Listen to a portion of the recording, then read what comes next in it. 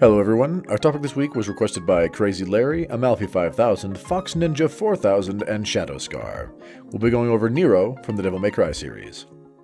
So Nero is one of the primary characters from the DMC series, with DMCs 1 through 3 starring Dante and DMCs 4 and 5 starring both Dante and Nero.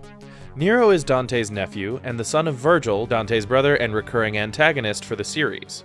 Dante and Virgil are the half-demon twin sons of a legendary demon warrior known as Sparta, and his human wife, Ava. Nero is the son of Virgil and an unnamed human woman from the island of Fortuna, the setting for DMC4. Nero's lineage is hinted at in DMC4, but was not officially confirmed in-game until DMC5, though developers did confirm this fact prior to the game's release. Throughout the series, Dante and Virgil have grown into the two most powerful characters in the DMC world, and, like his uncle and father, Nero follows suit. That's all we need to know for his lineage for this video, but if you want to know more about Virgil and Dante, check out our previous lore videos on both of them here. But please note that both videos were made prior to the release of DMC5 and are thus missing information from the most recent game. As a man with a demonic lineage, half-demon father and human mother makes him, what, 1/4 demon? That's how that math works out, right? Nero has a number of abilities. Unlike his uncle and father, however, Nero's inborn demonic strength and talents originally lay dormant, and resultantly he has had to work much harder to unlock them over the course of his lifetime. Which is sort of the mark of his character's story arc, a very human struggle to master not only his abilities, but to come to terms with who and what he is and what that means for his life. A scenario that, though less literal, most of us can relate to. When originally encountered, Nero's most blatantly demonic trait was his right arm, which had by that time, we'll get into the whens and hows shortly, manifested as a red-scaled and glowing blue forearm with taloned fingers. He possesses superhuman strength, speed, agility, durability, and regenerative abilities, all of which grow in scope over the course of his two games, and at least originally, Nero's strength and durability seemed enhanced when using his demonic arm. He was able to block attacks that would have presumably done major damage to more presumably vital areas, as well as conjure a spectral hand of varying sizes to perform especially impressive feats of strength. The arm also allowed Nero to sense the presence of demons as it reacted to demonic life in its proximity. But even without the arm, Nero was capable of such feats as hurling large objects, surviving attacks that would be well beyond lethal for mere mortal humans, hopping around as only a video game character can do, and the like, and again, these powers grew over time. Going from being capable of feats that, by comparison to his father and uncle, were vaguely impressive and stylish, to accomplishing tasks much more on their level. Originally, Nero did not possess a Devil Trigger. The Devil Trigger is a DMC super mode possessed by both Nero's father and uncle that allows them to assume a full demon form, drastically increasing all of their physical and mystical abilities, and was a power that lay dormant within Nero until he acquired the Yamato, his father Virgil's sword, which was itself a gift from Virgil's father Sparta, and as such was linked to Sparta's bloodline. Once in Nero's possession, the Yamato acted as a sort of focusing lens for his power, allowing Nero greater access to and control over his latent abilities. Originally, when activated, Nero's Devil Trigger summoned a ghostly apparition similar in form to Virgil's Devil Trigger, that mimicked Nero's movements and increased his power. Later in DMC5, Nero's demon arm was literally ripped off, which seemed to stunt his abilities somewhat, as he could no longer perform his Devil Trigger, though he retained his superhuman physicality. All indications seem to point to this being more of a psychological limitation than anything else though, as by the end of the game, once he'd sorted out his internal baggage, he was able to regrow his arm, now simply human-looking rather than demonic, and assume a fully powered Devil Trigger of his own for the first time, taking on a fully demonic form which drastically increased his physical power and gave him two spectral wing/hand hybrids that sprouted from his back, equally usable for combat or flight. He wasn't simply down an arm in between the loss and regrowth of his arm though. Nico, a talented engineer, provided Nero with a set of Devil Breakers, prosthetic arms that each had various weaponized abilities, as well as various super attacks that burned out the arm.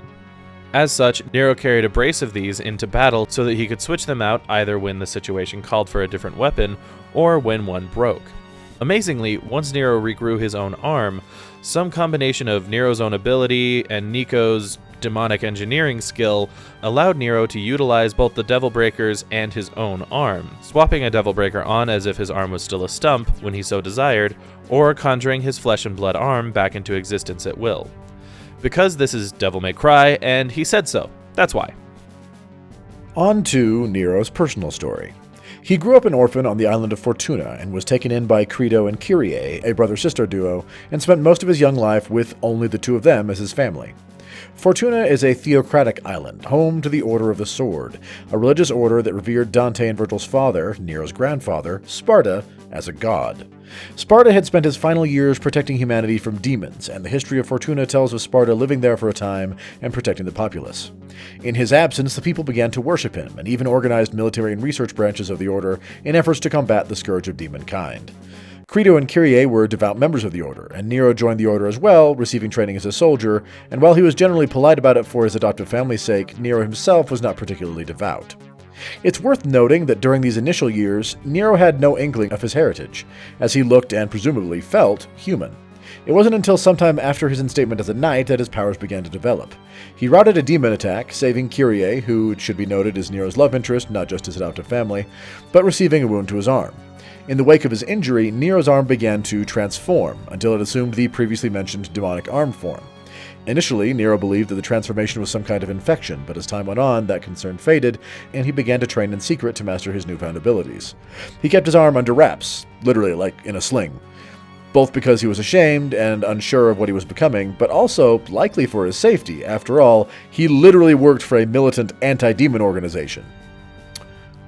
Or at least, so he thought. DMC4's story begins with Dante breaking into the middle of an order sermon and seemingly assassinating the head of the order, with Nero fighting Dante in order to buy time for other soldiers to arrive while civilians fled for safety, revealing his demonic arm in the process. Dante escaped and Nero was ordered to pursue him and bring him in.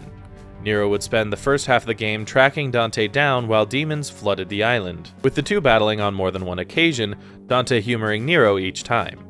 While in between pursuing Dante, Nero would learn more about both himself as well as the Order and their plans. A major turning point was when he discovered a lab where the Order was conducting experiments on controlling demons and converting their human knights into demons. In this lab, the lead scientist was, among other things, conducting studies on the Yamato, which had been broken at some point prior to this. Virgil was, by this point, presumed dead at Dante's hands. A fight ensued in the lab that may well have led to Nero's death, had his bloodline not resonated with the Yamato, which repaired itself so that it could fly to the aid of a member of the Sparta bloodline. It was at this point that Nero's demonic powers began to truly awaken, manifesting his ghostly devil trigger for the first time. With all of these events occurring whilst he pursued Dante, Nero eventually met up with Credo, his adoptive brother and military commander of the Order, who had been dispatched by the Order's leader, who, yes, was still alive, in order to capture Nero and bring him in. It turned out that the Order of the Sword had come up with a plan to create a giant, demon-powered golem dubbed the Savior, unleash demons upon the world, and then save the world from the demons using the Savior, thereby gaining power for themselves. Originally, the Order had lured Dante there on purpose in order to use him to power the Savior, as they required the blood of Sparta to run the golem at sufficient power. However, with the awakening of Nero's demonic powers, they realized that they had a descendant of Sparta in their grasp already. Hence, Credo was sent to bring Nero in. The two fought, with Kyrie arriving on the scene just in time for things to be uncomfortable and confusing, before she was abducted in order to lure Nero to the Savior for absorption. Kyrie's abduction crystallized some things, and Nero, Credo, and Dante joined forces to try and end things. That didn't go so well, however. Credo was slain by the Order's leader, and both Kyrie and Nero were absorbed into the Savior, granting it the power it needed to function. It took some time, but Dante eventually engaged the Savior in battle, shunting the Yamato inside of it so that Nero could free himself, kill the Order's leader, and free Kyrie, before busting out of the Savior and literally crushing its face with his giant ghost hand.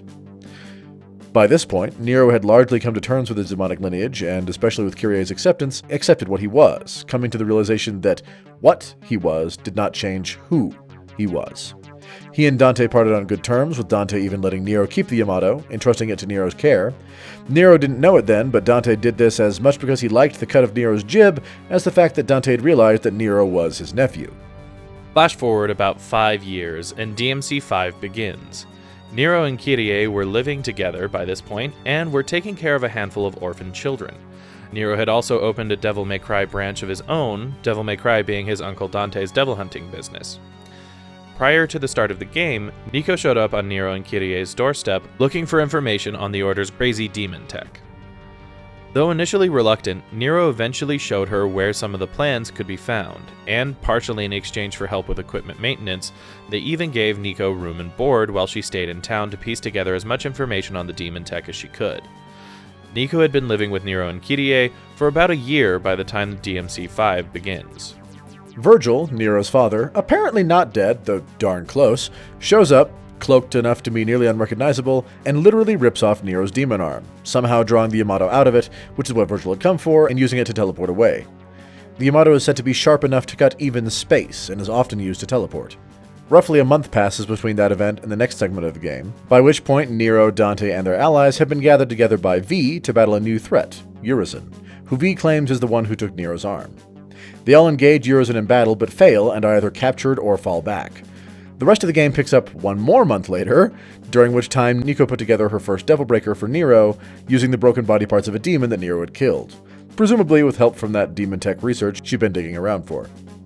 Armed with, well, an arm, again, Nero and V set out to try and take out Urizen a second time, eventually being joined once more by Dante and rescuing their allies along the way.